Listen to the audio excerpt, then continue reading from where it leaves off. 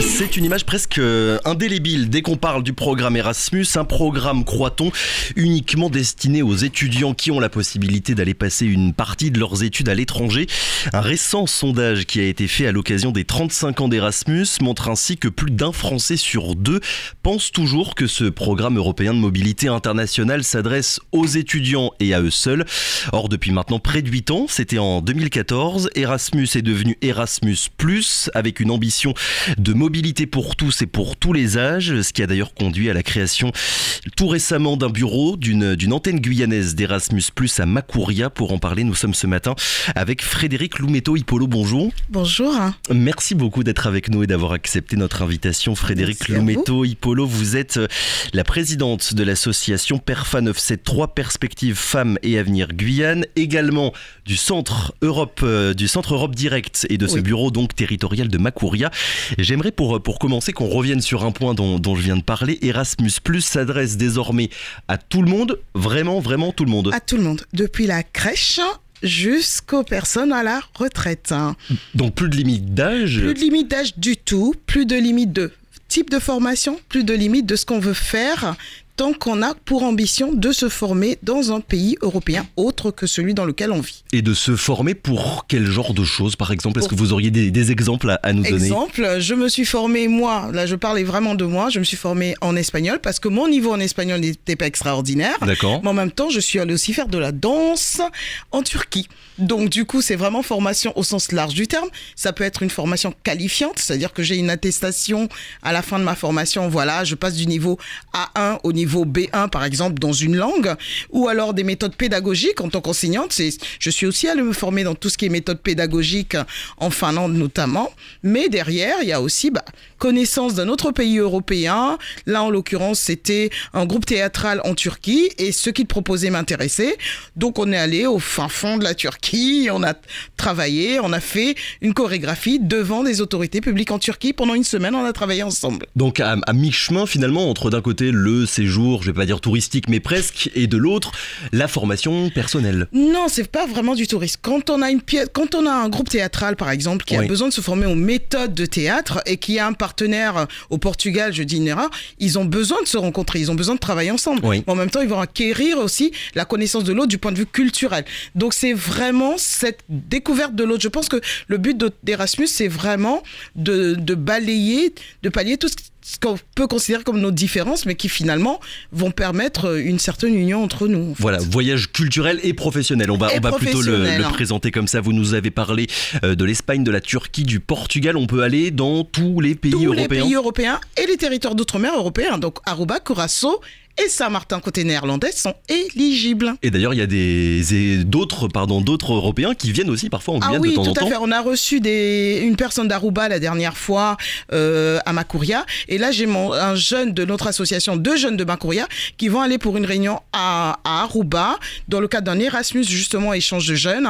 Ils partent au mois d'avril. Là, ils seront à Aruba pour un échange avec d'autres jeunes européens. Oui. Ils vont tous se retrouver à Aruba pour travailler autour de la thématique de l'entrepreneuriat. Là, la durée du séjour, combien de temps ça dure en moyenne? On parle de séjours qui sont relativement courts ou bien ça peut s'étendre sur plusieurs mois? Ça dépend. On peut partir de 6 jours à même pas de 2 jours même carrément. Nous, c'est parce que 2 jours, c'est la durée de voyage, mais les séjours sont de 2 jours à 365 jours. Moi, je suis partie pareil sur l'ancien Erasmus formation des adultes. Je suis partie 11 mois. Mon contrat s'était terminé, j'avais pas de travail et puis donc je suis partie sur un Erasmus formation pour mon niveau en anglais, pour acquérir d'autres compétences et je suis partie pendant 11 mois. Et c'est quelque chose qui peut donc se répéter, on peut partir plusieurs fois et bénéficier plusieurs fois de ce programme Erasmus+. Les programmes sont différents, donc on a de l'Erasmus scolaire, donc qui va concerner tous les publics scolaires, que ce soit les profs, les élèves. On a de l'Erasmus des adultes qui va concerner tout ce qui est association, travaillant dans le domaine solidaire mais aussi les collectivités territoriales, les mairies, etc. Mais il y a aussi de l'Erasmus formation professionnelle et donc il y a aussi de l'Erasmus enseignement supérieur. Donc à toutes les étapes de votre vie, en fait, vous pouvez faire de l'Erasmus.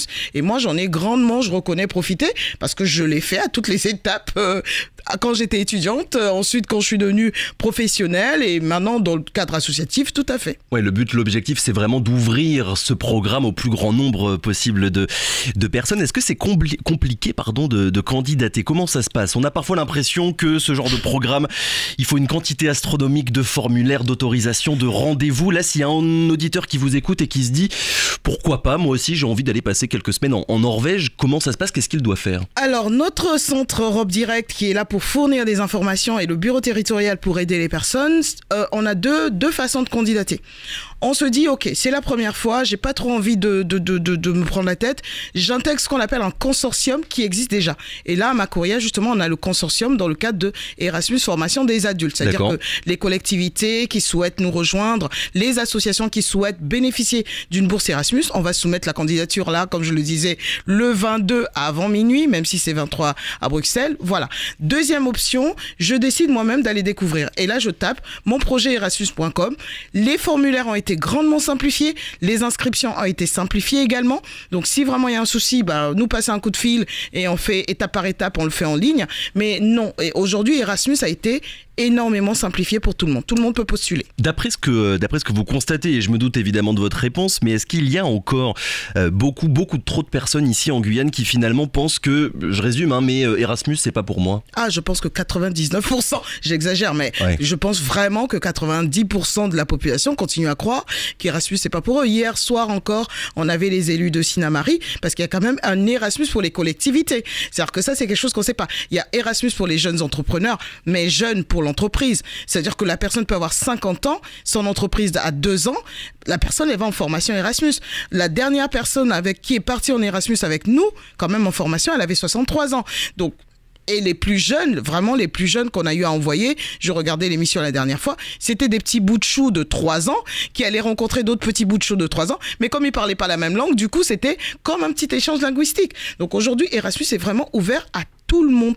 Les principaux freins, c'est quoi? C'est un manque d'information, c'est de l'autocensure aussi, d'où ça vient et surtout comment le régler? Manque d'information, crainte des coûts, sachant quand même qu'Erasmus nous prend en charge les billets d'avion à hauteur de 820 € pour la Guyane et qu'on peut aller en frais réels jusqu'à 1500 €, il suffit de faire un devis en amont, que les frais de séjour sont pris en charge également, qui vont valser entre 130 et 150 € pour des personnes qui travaillent, entre 90 € et 130 € pour des apprenants, tout statut confondu. Par jour? Par jour, voilà. On parle bien de jour. Que les étudiants sont au forfait de 700 à 750 €. Je pense que quand même, il y a de quoi faire. Là, c'est par mois. Par contre, pour les étudiants, on se rassure. Mais je pense qu'il y a de quoi faire. Après, je pense qu'il y a un manque d'information. C'est à nous d'aller vers la population, de leur donner cette information. Mais il y a peut-être aussi cette censure où on se dit, bof, c'est pour les autres, c'est pas pour moi.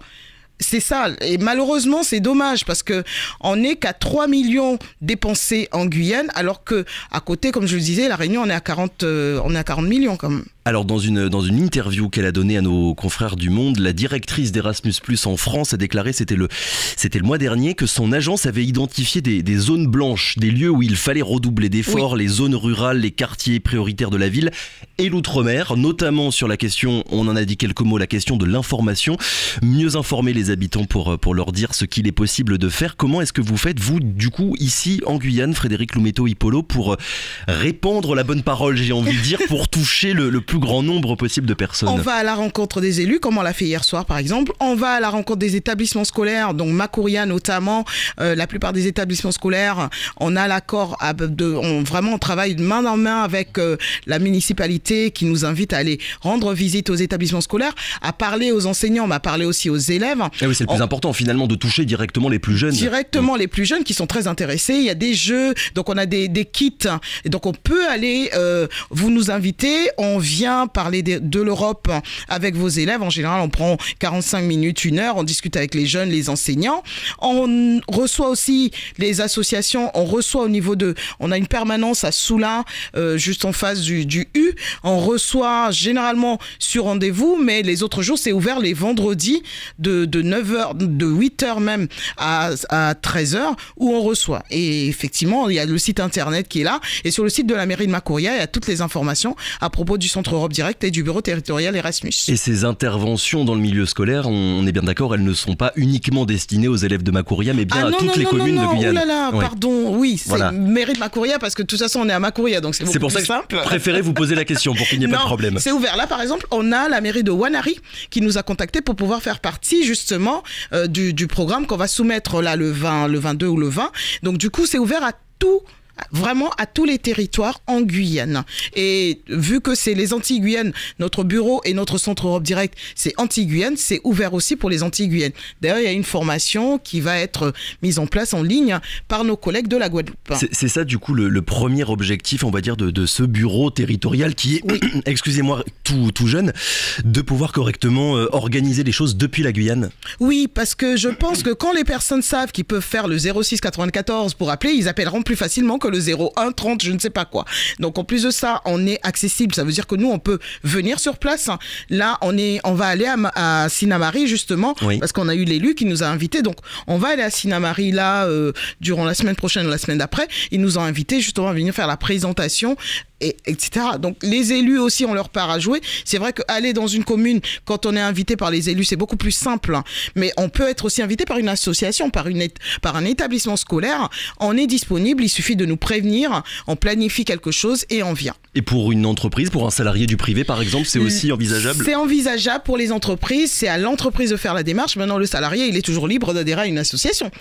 Et de partir finalement sur son temps de non-travail, parce que de vacances. Voilà, ça va être un peu compliqué pour les entreprises de lâcher tout le monde pour aller à Erasmus. Alors je ne sais pas si vous avez écouté le journal de 7h de Florian Royer, mais on a diffusé un sujet sur des jeunes Kouroussiens qui sont passionnés de théâtre et qui vont partir demain dans l'Hexagone pour entre autres découvrir sur place les conservatoires et comprendre un petit peu ce qui les attend s'ils poursuivent leurs études là-bas.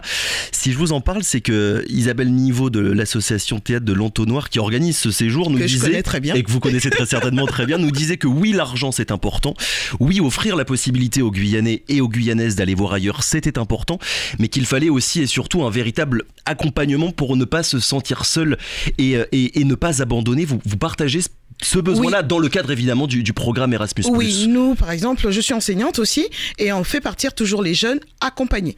Et l'accompagnement par exemple, un accompagnant est pris en charge également. C'est-à-dire qu'aujourd'hui Erasmus va mettre en place des garde-fous. Par exemple, une personne qui va m'appeler, me dire j'ai un dossier, j'ai peut-être un souci, moi je vais l'accompagner, on va essayer de faire une médiation avec l'agence qui est très compréhensible en général. Là par exemple on a un souci, la personne qui s'occupait d'un dossier, elle est en arrêt maladie depuis bientôt 1 mois. D'accord. Sauf qu'on a une échéance, l'agence, on doit remettre le dossier. Bah voilà, j'ai envoyé le mail en disant à l'agence, bah moi je veux bien, sauf que je risque de vous donner des informations erronées. L'agence est très compréhensible, ça reste des êtres humains comme vous et moi, c'est des fonds européens, c'est vrai, il y a une certaine sévérité, mais derrière, c'est des êtres humains qui prennent le temps effectivement de nous écouter.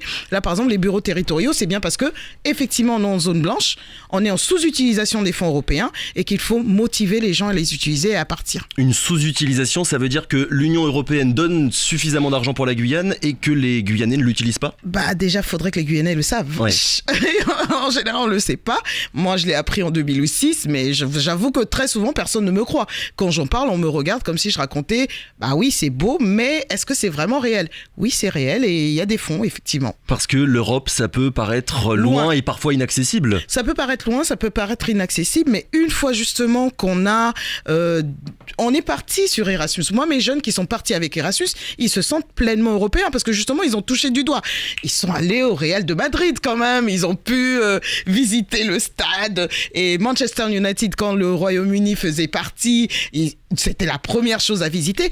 Une fois qu'on touche du doigt, je pense qu'on se sent un peu plus européen. Donc il faut donner l'opportunité à nos jeunes et à nos moins jeunes, aux NEET, donc les personnes ni en formation, ni en emploi, parce que c'est aussi le public visé, à partir et à voir, à se former. Parce que ça ne veut pas dire que les formations n'existent pas en Guyane, mais on peut aussi recevoir, il ne faut pas oublier ça. Avec Erasmus aujourd'hui, je peux recevoir un expert. C'est-à-dire que je veux un expert dans un domaine donné, je peux le recevoir, c'est pris en charge par Erasmus. Donc peut-être que pour le public qui ne peut pas partir, faute de papier, faute de ceci, à ce moment-là, bah, on se dit, ok, ma structure va plutôt recevoir un expert et on va former des jeunes sur la Guyane. Donc toutes ces possibilités-là, c'est financé.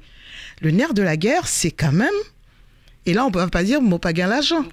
Et rendre finalement quelque part l'Europe concrète pour les la vie Guyanais. au Ouais, bien quotidien. sûr, ouais. C'est ce qui est important. Un parent d'élève qui voit son enfant partir, qu'il a financé 300 € au lieu de 1500 ou de 1700 €, je vous assure que le parent d'élève, il sait que l'Europe existe. En moyenne, il y a combien de Guyanais qui partent en Europe chaque année grâce à ce programme Erasmus+? Est-ce que vous avez les chiffres? Alors, sur Erasmus Plus Stats, on a des chiffres. Le problème, c'est qu'il y a des départs groupés et des départs individuels. Donc, je vais parler plutôt de la somme d'argent qui a été octroyée à la Guyane. On est à 3 300 et quelques depuis 2014 jusqu'en 2020. On a 22 structures qui sont quasiment les mêmes, c'est ce que je déplore un tout petit peu, et qui font de l'Erasmus. L'université, bien sûr, Mana, avec Elfort, les centres, les CFA de la CCI et la Chambre des métiers et de l'artisanat maintenant. D'accord. Donc voilà, et le lycée de Matiti, bien sûr, et Balata, par exemple, qui récemment a reçu là des partenaires qui sont venus en Guyane, et là Matiti qui a envoyé des jeunes en Macédoine. Donc effectivement, des choses se font, mais c'est vrai qu'on communique pas assez sur ce qui se fait. Vous avez des objectifs chiffrés dans les prochaines années, un nombre de personnes que vous aimeriez bien atteindre et qui partiraient en Europe? L'objectif de l'agence aujourd'hui, avec le bureau territorial, c'est de doubler le nombre de structures qui profiteraient d'Erasmus sur le territoire de la Guyane. On est à 22 structures en Guyane. L'objectif, ce serait de passer à 44, voire 50. Ce serait bien. On va rappeler, et pour terminer, un contact, une adresse mail, un site internet si des personnes ont envie d'entrer en contact avec vous. Comment ça se passe? www.perfa973, perfa973.com. Numéro de téléphone 06 44 38 38 44 38 38 et adresse email perfa asso.perfa1, le chiffre 1, @gmail.com. Partez, découvrez, voyagez. Merci beaucoup Frédéric Loumeto-Ipolo d'avoir été avec nous ce matin pour parler donc de ce programme Erasmus+. On le rappelle, avec la création toute récente donc de ce bureau territorial, de cette antenne guyanaise d'Erasmus+. C'est à Macouria. Merci encore, bonne journée. Merci, au revoir. Radio Pays.